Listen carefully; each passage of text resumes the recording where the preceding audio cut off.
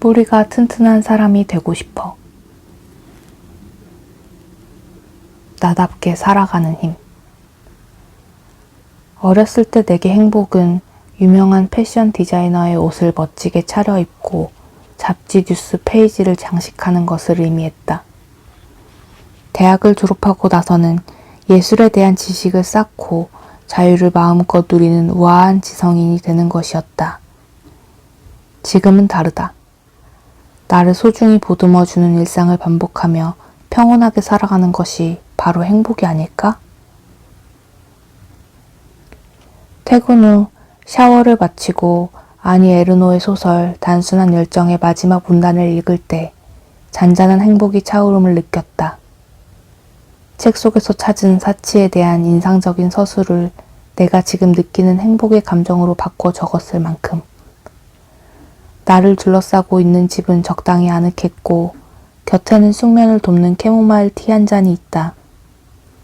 내일 출근 준비는 모두 마쳤고 아침 식사도 바로 먹을 수 있도록 미리 준비해 냉장고에 넣어두었다. 깊은 밤, 조용한 휴식을 방해하는 것은 아무것도 없다. 사람들은 지금을 사는 것이 행복이라 말하지만 나는 가까운 미래의 나를 위해 지금 주어진 시간을 바지런히 쓰곤 한다. 과거의 자신을 후회하고 미워하는 대신 고마워할 일이 많은 편이 나와 잘 지내는 방법이라 믿고 있다. 나를 제대로 먹이고 깨끗하게 입히고 제때 재우는 규칙적인 생활을 지키는 것이 중요해지는 이유다. 텔레비전을 보며 배달 음식을 시켜 먹는 것보다 영양 균형을 고려한 집밥을 차려 먹고 늘 미루기만 했던 모닝 스트레칭은 이제 잠에서 깨면 몸이 알아서 요가 매트를 펼칠 정도가 되었다. 일 때문에 망가진 건강하지 않은 몸을 관리하려고 조금씩 시작한 것이 어느새 몸에 밴 루틴이 되어 나의 하루를 지탱하는 튼튼한 뿌리가 되어주고 있다. 삶의 질을 올려주는 좋은 습관을 일상에 들이는 것은 시작하는 것보다 계속 해나가는 것이 어렵다. 하기 싫은 날, 더 하기 싫은 날, 일이 바쁘거나 갑작스러운 약속 등 하지 않아도 될 변명이 꾸준히 생기곤 한다. 건강을 지키겠다는 견고한 마음이 끊임없는 작심삼일을 반복하다 자연스럽게 루틴으로 자리 잡기도 했지만 공부나 취미 같은 쪽은 돌이켜보면 수없이 많은 것을 중단하고 포기했다. 하지만 다이어트처럼 몸이 쉽게 따라주지 않는 습관만이 나의 일상을 지키는 전부는 아니다. 아침에 마시는 첫 공기, 조용한 산책, 넋을 놓고 있지만 어쩌면 명상의 시간, 그런 순간들을 누리는 것만으로도 충분히 하루를 잘 살아내는 힘이 되어준다.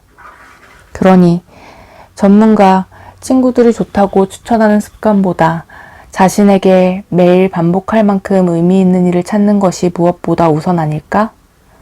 종이와 펜을 꺼내 남들의 기준이 아닌 나답게 살기 위해 빼놓을 수 없는 루틴 리스트를 써본다. 내가 처음 루틴의 효과를 경험한 것은 미니멀 라이프를 실천했을 때이다. 일, 건강, 통장 잔해까지 모든 것이 엉망진창이었던 나를 바꾸고 싶었던 그때 어디서부터 시작해야 할지 몰랐다. 국리 끝에 쉬운 것부터 시작해보자 생각했다. 매일 서랍 하나, 화장품 파우치 하나 안 쓰는 것들을 정리해 나가면서 홀가분한 기분과 소소한 성취감을 느낀 뒤로 비로소 블랙홀 같던 옷장에 손을 댈 수 있었다. 본 게임을 위한 예행 연습이 필요했던 것뿐이었지 결국 나는 조금씩 생활을 변화시킬 수 있었다. 내가 바꿀 수 있는 것은 오직 나 자신뿐이다. 다른 사람이나 주변의 상황은 나의 노력만으로 바꾸기 어렵고 오히려 내가 바꿀 수 없는 일 때문에 불안한 나머지 평정심을 잃고 무력해질 때가 많다. 그럴 때마다 나만의 견고한 루틴을 계속하다 보면 어떤 상황에서도 크게 흔들리지 않고 중심을 잡을 수 있게 된다. 가장 나답게 살아갈 수 있는 루틴을 고르고 골라 이야기를 엮어보았다. 한번 해볼까 하는 마음으로 새로운 일에도 조금씩 도전해보지만 대부분 열심히 일하고 집에서 고요한 일상을 보내는 모습이다. 언제나 지금보다 한 보 앞서 나를 돌보는 지금, 평생을 함께할 나 자신과 잘 지내며 스스로가 보기에 멋진 할머니로 나이 들어가는 것이 삶의 방향이 된다. 누군가 이 글을 읽으며 자신의 일상 속 루틴을 떠올려보고 작은 일상들을 더욱 소중히 여길 기회가 된다면 참 좋겠다. 즐거운 나의 집에서. 일단 혼자서 잘 살기. 지금을 살아가는 태도. 비빌 언덕이 없어서. 준비된 신부감이라니. 요리하고 재난 대비에 철저하고 교양을 갈고 닦으며 집안 인테리어가 깔끔하고 개그 센스가 있다는 근거를 들어 직장 동료가 결혼할 준비는 다 되었다고 말했다. 일본어 표현으로 치면 여자력이라고도 볼 수 있는 이 말은 꽤 차별적이다. 여자라면 그래야 하고 그런 사람만이 결혼할 수 있다는 느낌이 들어서다. 생활에 꼭 필요한 일들을 부지런히 해나가며 사는 것은 신부 수업을 독학하고 있는 게 아니라 그저 잘 살기 위한 노력일 뿐인데 결론이 결혼이 되는 평가를 받을 때마다 알 수 없는 기분에 사로잡히곤 한다. 결혼하지 않아 완성형 어른이 아닌 반쪽짜리 어른 취급을 받고 있긴 하지만 나에게 결혼이란 할지 안 할지도 모르는 것이고 그 자체가 삶의 목표가 될 수도 없는 노릇이다. 결혼하면 좋은 가구, 가전제품, 그릇을 사서 쓸 거니까 그때까지만 이렇게 지낼 거야. 갓 독립한 친구의 작은 원룸에 처음 놀러 갔을 때 제대로 된 가구가 전혀 없어서 마음속으로 놀랐다.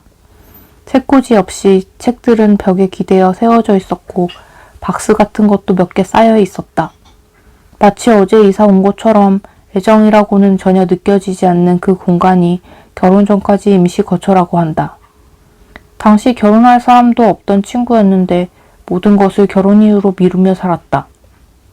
좋은 가구를 지금 사서 잘 쓴 다음 결혼할 때 들고 가라고 목구멍까지 치솟던 말을 힘겹게 밀어넣었던 나는 서로의 삶의 방식이 다르다 생각했다.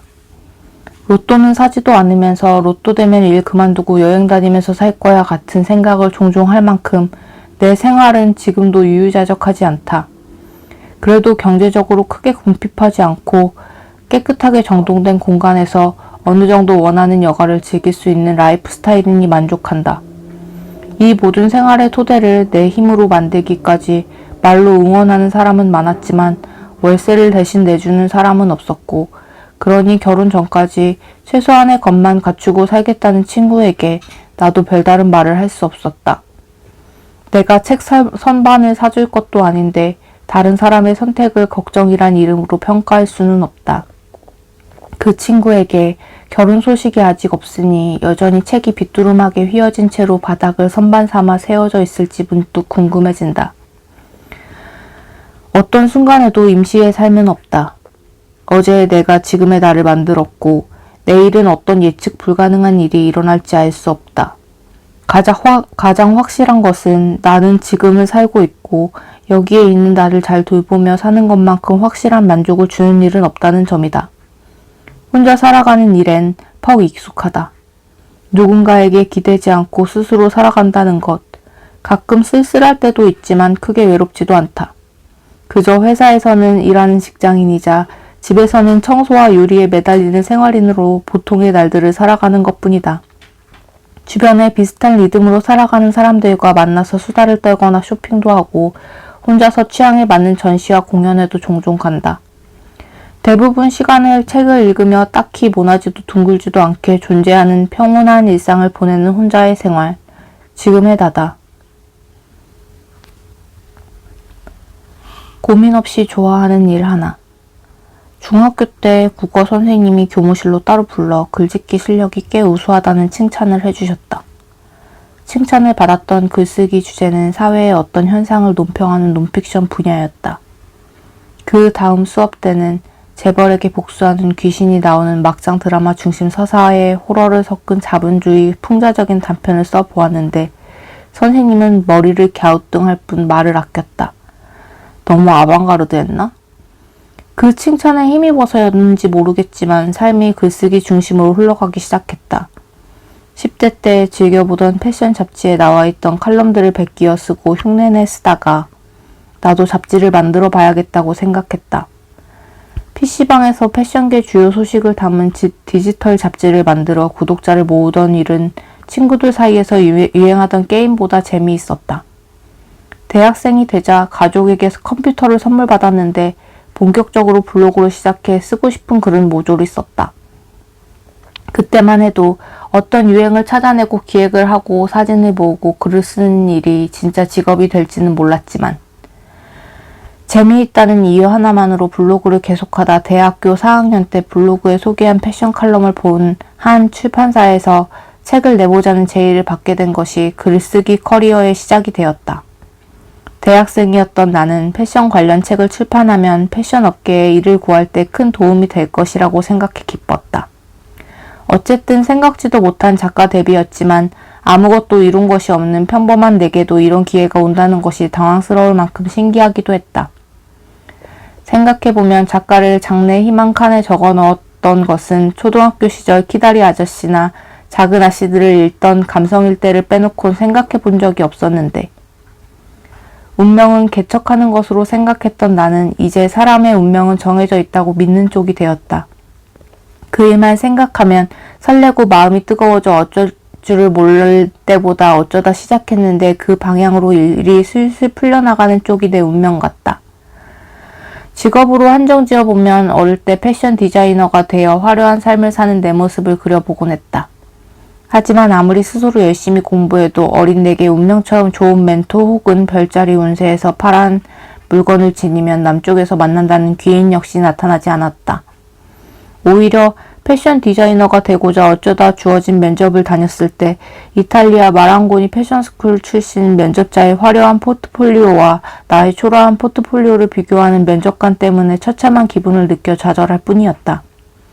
당시 내가 되고 싶었던 상상 속의 나에 갇혀 살았던 내게는 어떤 상황에서도 묵묵히 글을 쓰는 현실 속의 나는 보이지 않았다. 무언가 쓴다는 것은 내게 당연한 일상이었을 뿐 그 일이 특별한 것이라는 생각조차 하지 않았다. 새로운 슈즈 디자인보다 내 이야기를 글로 써내려갔던 시간이 훨씬 많은데도 언제나 내가 갖지 못한 것에만 안달복달했고 내가 이미 가진 것은 특별하다고 생각하지 않았다. 무엇을 하는 나라는 상상의 프레임을 만들어 놓고 그 안에 빠져 살다 보면 객관적으로 나를 보는 눈을 잃기 쉬운데 그럴 때 남들이 나에게 어떤 기회를 주는지 냉정하게 살펴보는 게 도움이 되곤 했다. 아무리 내가 원해도 털끝만큼의 진입도 허락지 않은 곳이 있지만 어쩌다 보니 내게 이런 기회가 생겼네 하는 일도 있다. 그래서인지 간절히 원하면 이루어진다는 이야기는 애석하게도 더는 믿지 않는다. 오히려 지나치게 절실하면 상처를 입었다. 그건 나도 모르는 사이에 나에게 열정 코르셋을 입히는 일이었고 이루지 못했을 때의 나에게 대한 실망감과 절망스러움이 더 컸다. 되고 싶은 나에 사로잡히면 다른 쪽으로 방향을 트는 일도 미련 때문에 쉽게 하지 못한다. 지금은 생각만 많이 하는 일이 아닌 나도 모르게 자연스럽게 정말 움직이고 있는 일이 나의 운명이라고 생각한다. 온 우주가 내 소망을 실현해주기 위해 도와준 경험을 단 한 번이라도 경험했더라면 갖지 않았을 생각일까?